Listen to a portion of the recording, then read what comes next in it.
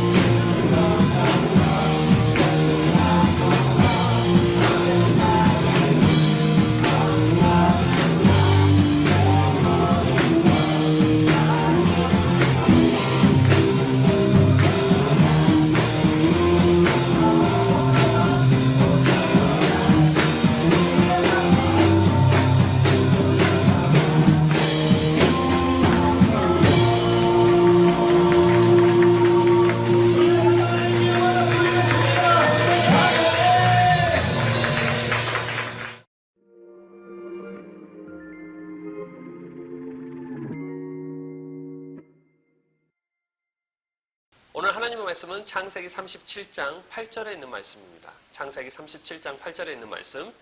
그의 형들이 그에게 이르되 내가 참으로 우리의 왕이 되겠느냐, 참으로 우리를 다스리게 되겠느냐 하고 그의 꿈과 그의 말로 말미암아 그를 더욱 미워하더니. 오늘 하나님의 말씀의 제목은 당신은 누구를 부러워하는가? 당신은 누구를 부러워하는가입니다. 우리는 살아가면서 우리 자신이 가지고 있지 못한 부분을 다른 사람이 가지고 있다면 우리는 그 사람을 부러워하게 됩니다. 우리는 어렸을 때부터 우리가 살아온 지금까지 보면 늘 질투의 연속이었던 것 같습니다. 저 같은 경우 어렸을 때는 장난감을 많이 가지고 있는 친구가 부러웠고, 중고등학교 때는 공부를 잘하는 친구가 부러웠고, 성인이 돼서는 아무 걱정 없이 사는 친구들을 보면 부럽다는 생각이 듭니다. 여러분들은 어떻습니까? 우리 인간은 어쩌면 태어날 때부터 부러움을 가지고 살아가는 존재인 듯 합니다. 오늘 본문의 말씀은 부러움으로 인해 살인까지 일어날 뻔한 이야기를 나누고자 합니다. 야곱에게는 아들들이 있었는데 그 중에 야곱이 가장 아낀 아들은 요셉이었습니다. 야곱은 요셉에게 채색옷을 지어 입히게 됩니다.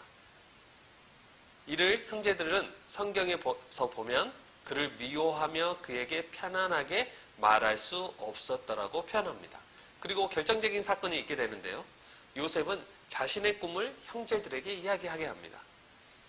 우리가 밭에서 곡식단을 묶더니 내 단은 일어서고 당신의 단은 내 단을 둘러서서 절하더니, 이런 이야기를 듣고는 형제들은 그를 죽일 계획까지 하게 됩니다.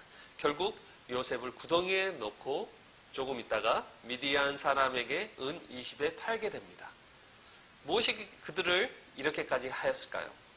그것은 우리가 가지고 있는 질투심으로 인해서 발생한 거라고 저는 생각이 되는데요.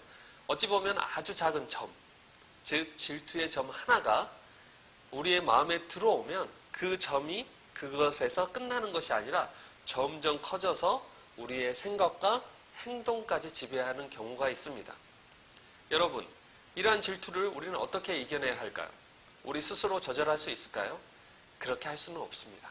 그 이유는 우리의 마음 어딘가에는 분명히 그러한 감정이 항상 있기 때문입니다. 그렇다면 우리는 이것을 어떻게 해결해야 할까요? 우리는 이러한 질투의 대상에 대하여 그 사람이 가지고 있는 달란트라고 생각을 해야 되며, 나에게도 또한 하나님께 귀한 달란트를 주셨다는 그 확실한 믿음이 있어야 되는 것입니다. 하나님께서는 우리 모두에게 귀한 역할을 주셨기에 그 역할을 충실히 한다면 우리는 이러한 감정을 충분히 이겨낼 수 있다고 저는 믿습니다. 뿐만 아니라 바로 예수 그리스도를 통하여 우리의 단점이 바로 장점이 될 수 있을 거라 확신합니다. 고린도후서 12장 9절에 이러한 말씀이 있습니다. 나에게 이르시기를 내 은혜가 내게 족하도다. 이는 내 능력이 약한 데서 온전하여 짐이라 하신지라. 그러므로 도리어 크게 기뻐함으로 나의 여러 약한 것들에 대하여 자랑하느니 이는 그리스도의 능력이 내게 머물게 하려 함이라. 우리 다 같이 기도하겠습니다. 사랑하는 하나님 아버지, 감사합니다. 하나님께서 우리에게 귀한 달란트를 주심을 저희들은 믿습니다. 우리 마음 가운데 누구를 질투하거나 누구를 미워한다는 그런 마음이 있다면 하나님께서 그 모든 것들을 예수 그리스도의 피로 깨끗하게 하여 주시고, 주님의 말씀처럼 우리가 약할 때 강함이 될 수 있도록 도와주시고, 하나님께서 주신 말씀을 통하여 우리가 하루하루 이겨낼 수 있는, 주님과 늘 동행할 수 있는 저희들 될 수 있도록 주여 함께하여 주시옵소서. 이제는 우리 주 예수 그리스도의 은혜와 하나님의 극진하신 사랑과 성부 성자 성령 교통 감화하심이 오늘 이 영상을 보는 모든 자들 가운데, 그 마음 가운데 미움이 있는 자들이나 질투가 있는 자들을 하나님의 사랑으로 깨끗하게 하여 주실 줄을 축원하옵나이다. 아멘.